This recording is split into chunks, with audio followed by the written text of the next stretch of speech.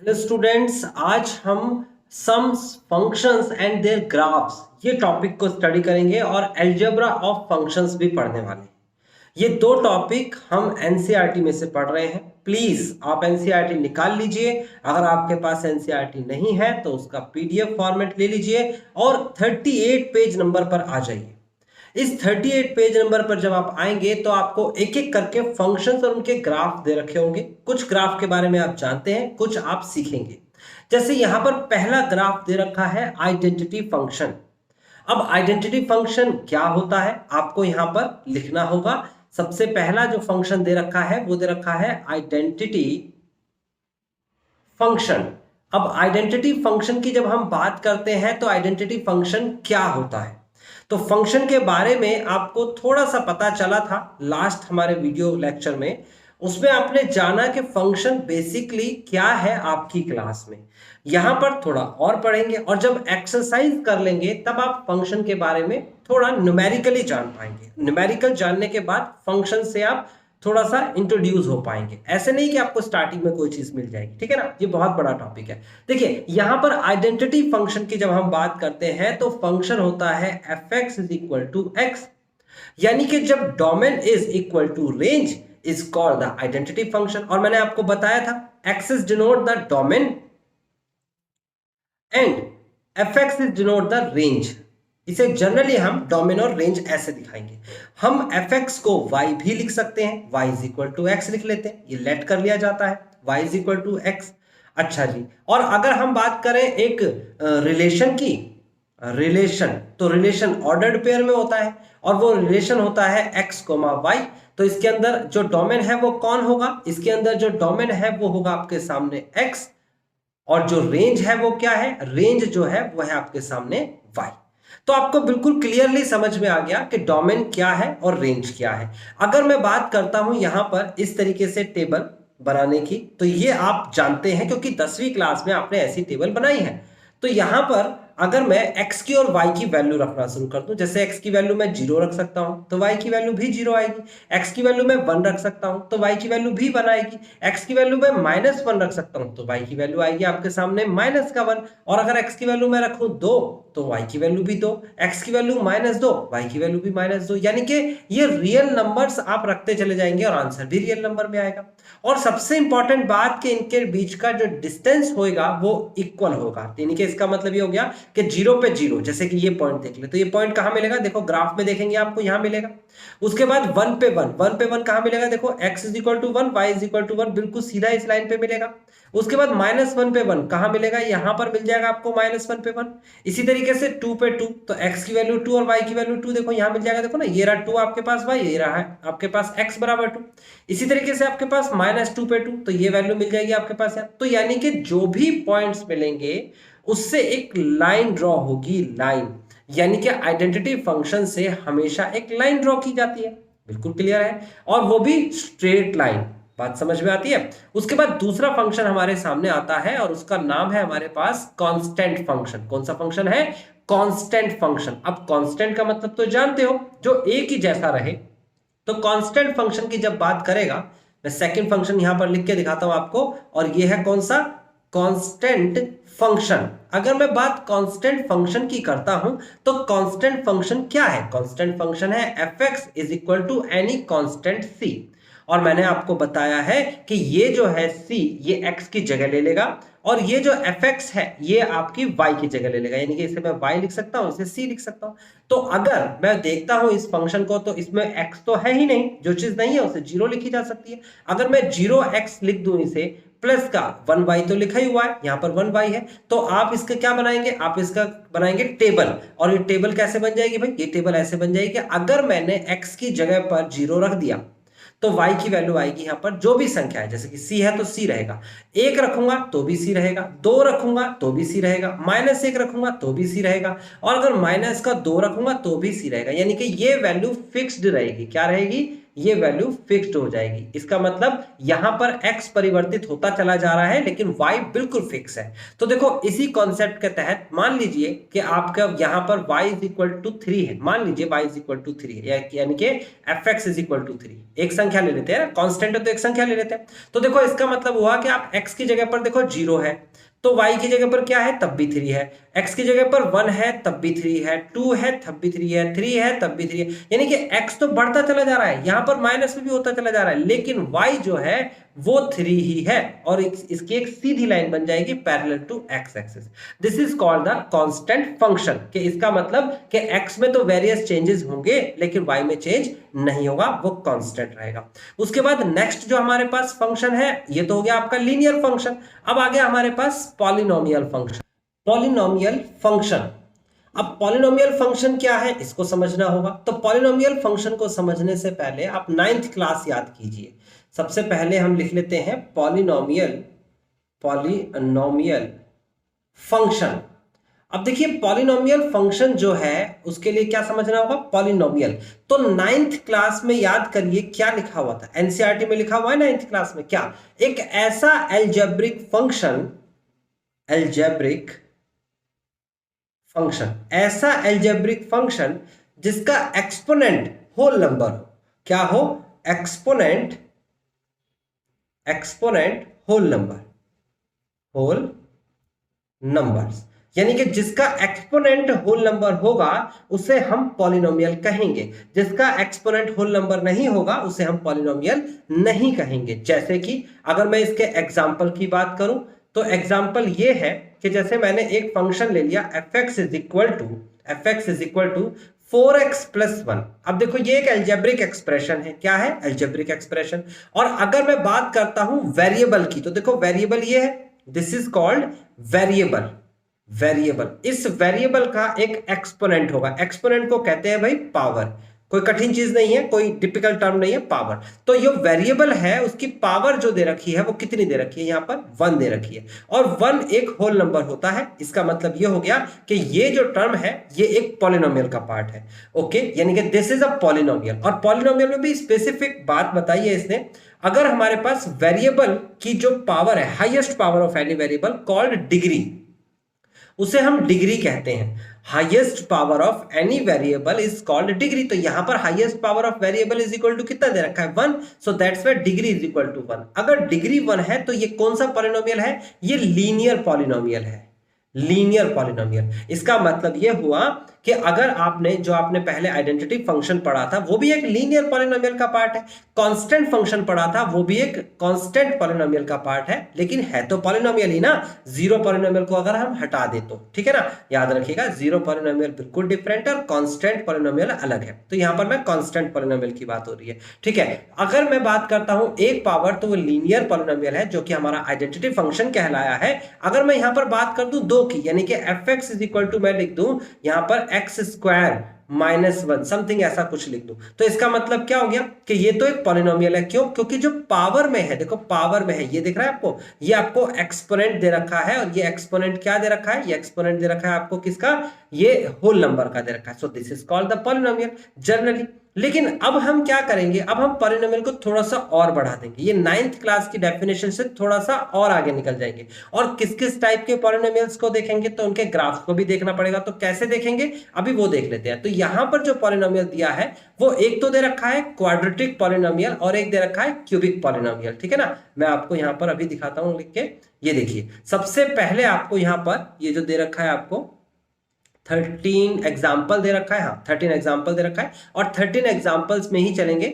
लेकिन जो बात मैंने अभी बताई है उस बात को यहां पर इन्हें आइडेंटिफाई किया है। देखिए यहां पर देखिए, आप ध्यान से समझिएगा, इस पेज को आप ऐसे ही मत लाइटली लीजिएगा, बहुत इंपॉर्टेंट एनसीईआरटी में ये लिखे हुए वर्ड्स हैं। तो देखो यहां पर कहता है this is called polynomial functions, और यहां पर समझाया ये रहा, यहां पर देखो पॉलिनोमियल फंक्शन के एग्जांपल्स दिए हैं, जैसे कि x³ minus x square plus 2, जैसे कि x की पावर 4 प्लस का 12 √2x। ये आपको दो एग्जांपल्स देखो, यहां पर एक्सपोनेंट यानी डिग्री ऑफ x कितना दे रखा है, ए 4, यहां पर आपको क्या दे रखा है एक्सपोनेंट, यानी कि x का जो वेरिएबल का पावर कितना है 1, तो इसका मतलब ये पॉलिनोमियल है। यहां पर x की पावर 2, x की पावर 3, डिग्री 3 है तो क्यूबिक पॉलिनोमियल है, यहां पर बाय क्वाड्रेटिक है ये, है ना। उसके बाद नीचे क्या दे रखा है, कहता है whereas the function h defined by this. देखो ये एक फंक्शन है, इसमें डिग्री क्या दे रखी है, देखो डिग्री नहीं, इसमें पावर क्या दे रखी है, पावर। डिग्री तो हालांकि 1 होगी क्योंकि हाईएस्ट पावर ऑफ x को डिग्री कहते हैं, तो यहां पर पावर कितनी दे रखी है 2/3, so this is called not polynomial function. और इसने y पूछा है तो आपने 9th क्लास में पढ़ के आए तो आपको पता लग गया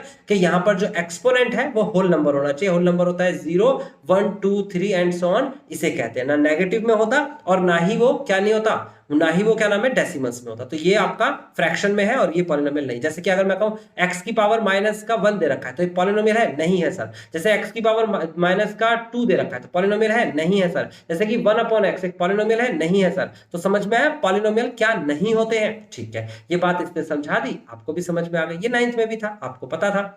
ओके, अब हम चलते हैं 13 एग्जांपल पे। 13 एग्जांपल में एक फंक्शन दे रखा है और इस फंक्शन को कहते हैं क्वाड्रेटिक पॉलिनोमियल। क्या कहते हैं, अगर मैं थर्ड की बात करूं तो थर्ड में भी पार्ट दे रखा है इसमें पहला, और वो पार्ट दे रखा है क्वाड्रेटिक, क्वाड्रेटिक पॉलिनोमियल, पॉलिनोमियल।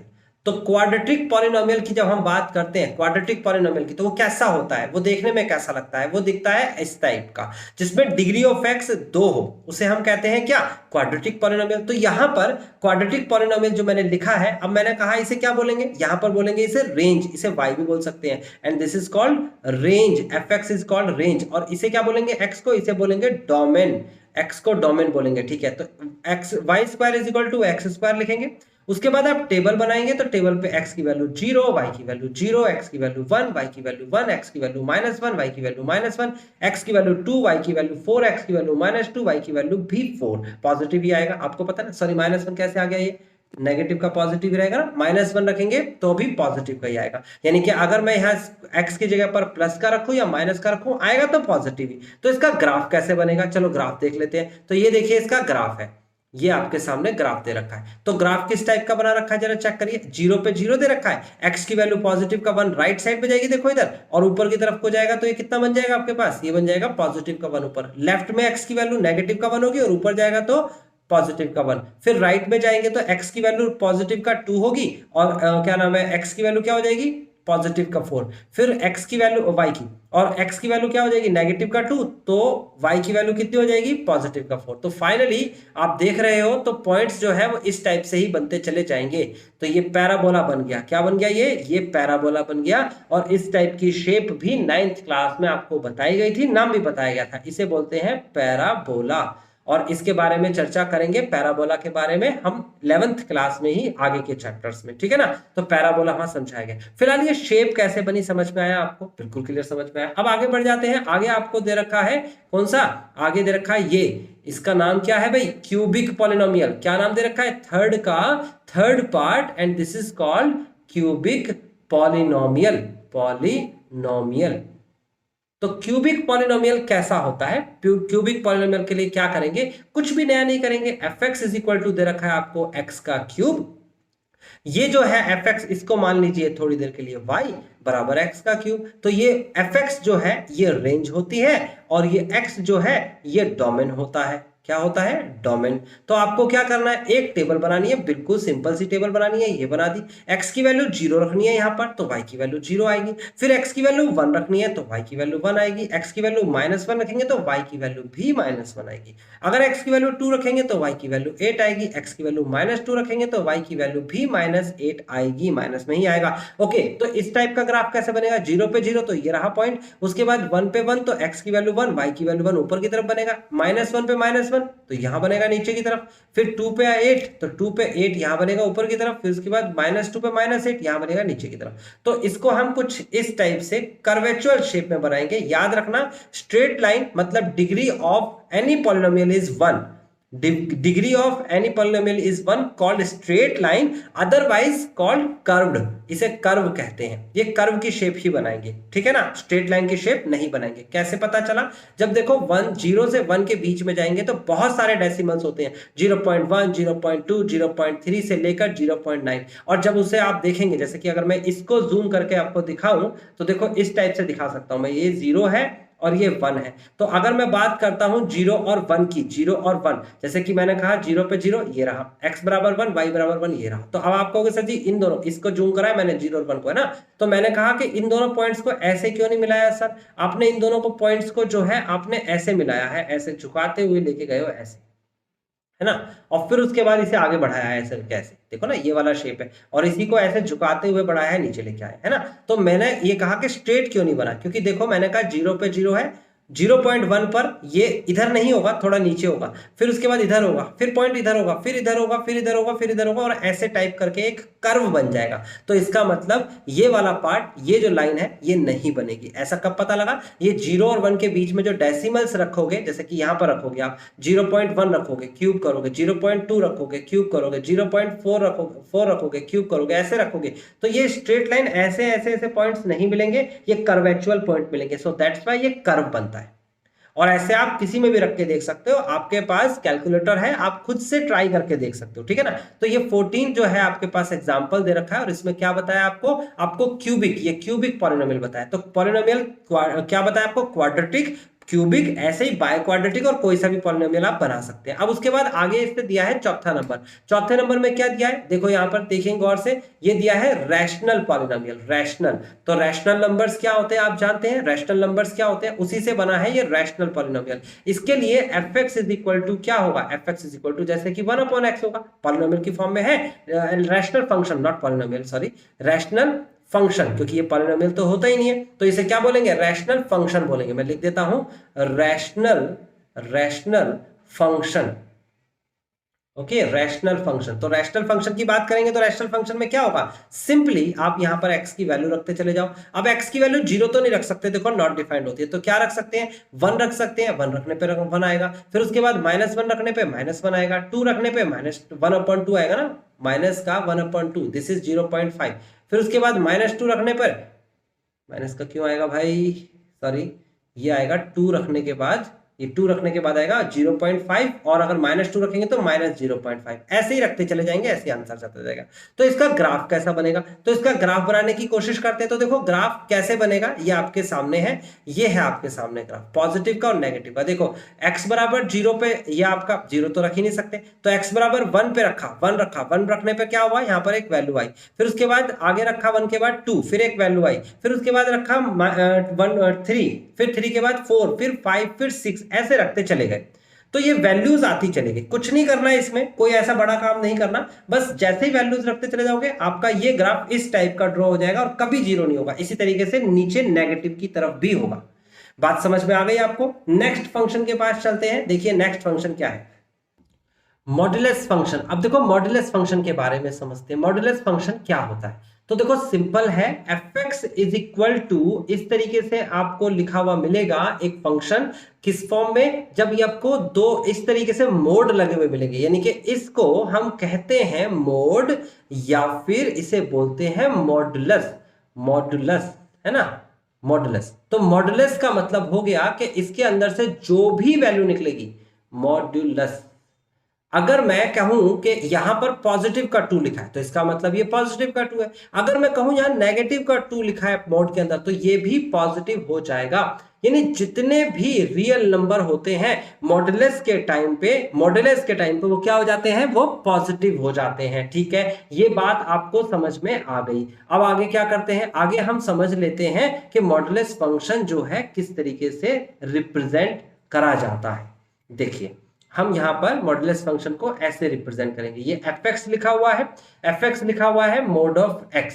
तो हम क्या करने वाले हैं, हम ऐसे एक टेबल बना देंगे x और y की। यहां पर x की वैल्यू 0 रखेंगे, y की वैल्यू भी 0 आएगी, x की वैल्यू 1 रखेंगे, y की वैल्यू आएगी 1, x की वैल्यू -1 रखेंगे तो y की वैल्यू आएगी 1, x की वैल्यू 2 रखेंगे तो y की वैल्यू 2, और x की वैल्यू -2 रखेंगे तो y की वैल्यू आएगी -2। तो समझ सकते हो आप स्टूडेंट्स कि किस तरीके से इस फंक्शन का ग्राफ बनेगा। 0 पे 0 ये रहा, 1 पर 1 ये रहा, x बराबर 1 y बराबर है, x बराबर -1 y बराबर 1, और x बराबर 2 तो y बराबर 2, x बराबर -2 तो y बराबर 2। तो फिलहाल आपको ये ग्राफ ऊपर की तरफ इस तरीके से एक स्ट्रेट लाइन में बनता हुआ दिख रहा है। इजी है, कठिन नहीं है। आगे बढ़ते हैं, आगे हमारे सामने है सिग्नम फंक्शन। तो सिग्नम फंक्शन को हम समझेंगे क्या लिखा हुआ है सिग्नम में। सिग्नम मतलब सिंगल टर्न फंक्शन। सिग्नम का मतलब होता है सिंगल टर्न फंक्शन, मतलब सिंगल फंक्शन। मतलब ये हो गया कि अगर मेरे से कहता है सिग्नम फंक्शन, तो कुछ इस टाइप का फंक्शन बनेगा कि fx की वैल्यू 1 हो सकती है, fx की वैल्यू 0 हो सकती है, fx की वैल्यू -1 हो सकती है। x की वैल्यू अगर ग्रेटर देन 0 है, यानी x की वैल्यू अगर 0 से बड़ी है, तो fx की वैल्यू क्या होगी, 1 होगी। अगर 0 के बराबर है तो 0 होगी, और अगर 0 से छोटी है तो यहां पर fx की वैल्यू -1 होगी। बस आपको टेबल बना देनी है, उस टेबल के अंदर आपको x की वैल्यू एक बार 0 रखनी है, एक बार 1, एक बार -1। आप अगर 0 रखेंगे, x की वैल्यू 0 रखेंगे तो आंसर कितना आएगा, 0 आएगा। 1 रखेंगे तो 1 क्या होता है भाई, 0 से बड़ा होता है, तो आंसर 1 आएगा। -1 रखेंगे तो 0 से छोटा होता है, तो -1 आएगा। जब आप 2 रखेंगे, x की वैल्यू 2 रखेंगे, याद रखना, तो वो 0 से बड़ा होता है, आंसर 1 आएगा। और अगर आप माइनस का 2 रखेंगे तो वो क्या आ जाएगा आपके पास, माइनस का 1 आ जाएगा। अगर आप 3 रखेंगे तो 1 आएगा, और माइनस का 3 रखेंगे तो भी माइनस का 1 आएगा। तो इसका मतलब हो गया, ये कंडीशन आपको समझ में आ गई कि सिंगल टर्म या फिर सिग्नम फंक्शन क्या होता है। तो सिग्नम फंक्शन जो है उसको हमारा ग्राफ कैसे बनता है वो मैं आपको दिखा देता हूं। सिंपल है, ये देखिए आपका ये हो गया एक ग्राफ और एक बन गया दूसरा ग्राफ। इस टाइप के पॉजिटिव और नेगेटिव के दो ग्राफ पैरेलल बनते हैं, पैरेलल टू आपके सामने एक्स एक्सिस होगा, बट इस तरीके से बनते हैं, ठीक है ना, ये ध्यान रखना। ओके, आगे बढ़ जाते हैं। आगे आपके सामने क्या है, आगे है ग्रेटेस्ट इंटीजर फंक्शन। यहां बहुत परेशानी होती है बच्चों को, ये फंक्शन के बारे में समझना होगा, 12th में भी आएगा। क्या नाम है, greatest integer function. Integer function, greatest integer functions क्या होते हैं, ग्रेटेस्ट इंटीजर फंक्शन समझिएगा। मैंने कहा इसको एक निशान से दिखाते हैं, ये है वो निशान, ऐसे ब्रैकेट सा लगा हुआ है ना, ये ग्रेटेस्ट इंटीजर फंक्शन है, ब्रैकेट नहीं है ये। इसका मतलब क्या होता है, हमेशा ये ग्रेटेस्ट इंटीजर फंक्शन याद रखिएगा लेस देन पर काम करेगा, अगर ना कहे तो स्पेशली लेस देन। तो लेस देन का मतलब ये हो गया, greatest integer function less than, क्या बोल रहा हूं, जैसे मैंने कहा fx ग्रेटेस्ट इंटीजर फंक्शन है ये, तो मैं क्या करना चाहता हूं, मैं इसमें वैल्यूज रखना चाहता हूं। और वैल्यूज कैसे रखूंगा, देखो यहां पर मैं x की जगह पर रखूंगा 2.0, तो आंसर आएगा आपका greatest integer of 2.0 is equal to 2।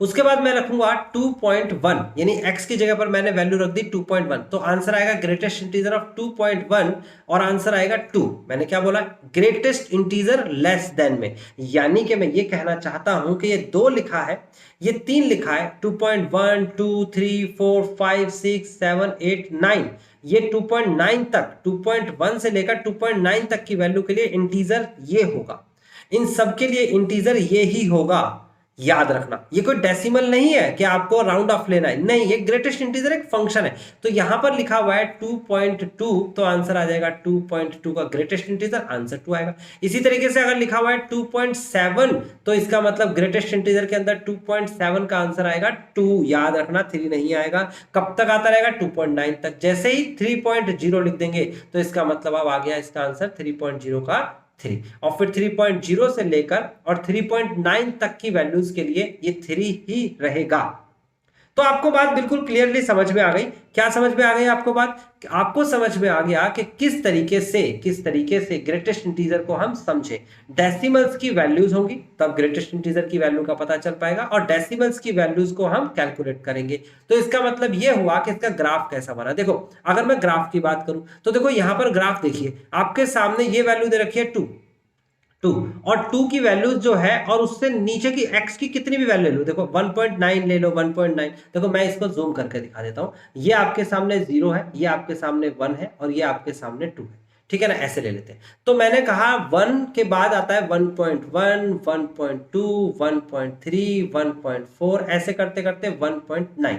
तो मैं कह रहा हूं ये सारी वैल्यूज के लिए अगर मैं देखता हूं ग्रेटेस्ट इंटीजर क्या आएगा, तो वो आपके सामने, अगर मैं यहां से लेकर यहां, अगर मैं बात करता हूं x की वैल्यू, देखो ये टेबल बना दीजिए x और y। मैंने कहा x की वैल्यू रखी आपने 1.0, फिर लिखी x की वैल्यू 1.1, फिर लिखी 1.2, फिर लिखी 1.3, फिर लिखी एंड्स ऑन टू 1.9। इस सब का आंसर आएगा 11111। सबका आंसर बनाए, क्योंकि ग्रेटेस्ट इंटीजर इन सबका 1 होता है।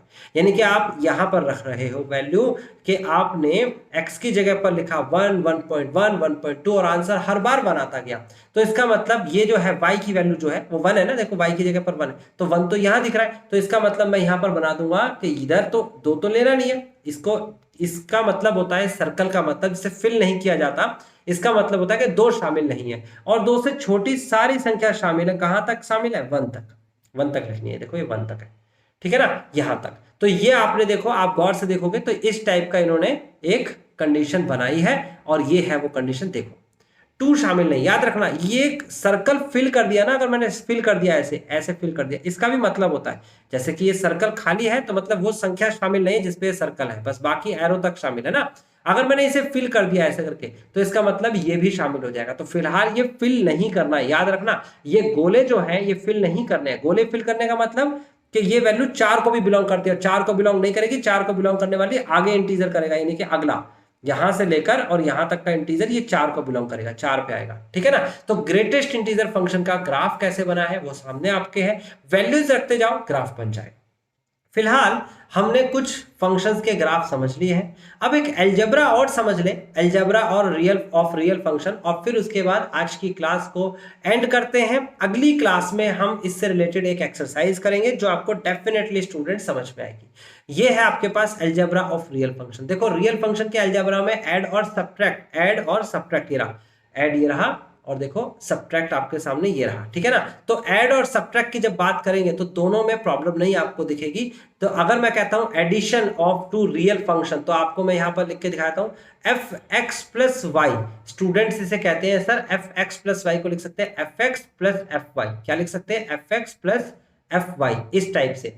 तो मैंने आपको बता देना है कि ये जो है f in the form of x y, इसको ऐसा नहीं लिख सकते। हाँ लेकिन अगर लिखा हुआ है f प्लस का g, 2 function in the form of x, तो इसे लिख सकते हैं fx प्लस का fy। याद रखना यहां पर आप मल्टीप्लाई कर रहे हो जो कि पॉसिबल नहीं है, और यहां पर मल्टीप्लाई नहीं कर रहे हो, ये एक कंडीशन है अलजेब्रा ऑफ फंक्शन की, और उसमें f के साथ x लिखा जाएगा, g के साथ x, मतलब f एक फंक्शन है जो कि किस फॉर्म में है? x की फॉर्म में। g एक फंक्शन है जो कि x की फॉर्म में, दोनों x की फॉर्म में है, तो उसको दोनों को इस तरीके से जोड़ के लिख के दिखाएंगे।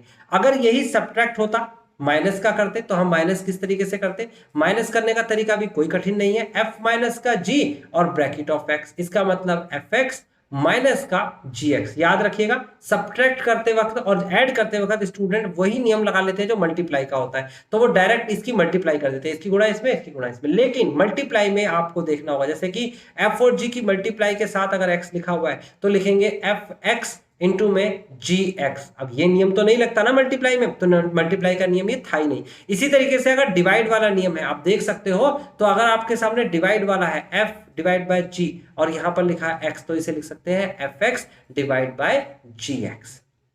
तो स्टूडेंट्स बस यही आपको समझना था, क्वोशंट भी मैंने बता दिया, मल्टीप्लिकेशन भी बता दिया। स्केलर का मल्टीप्लिकेशन तो बहुत सिंपल होता है, स्केलर कोई संख्या होती है, मल्टीप्लाई बाय fx एक संख्या और किसी फंक्शन के साथ मल्टीप्लाई में होती है। तो अब आपको इसके एग्जांपल्स कर लेने चाहिए। मैं आपको नेक्स्ट लेक्चर में आपको 2.3 की पूरे के पूरे 5 क्वेश्चंस कराऊंगा और डेफिनेटली आपको बिल्कुल अच्छे से समझ में आएगी।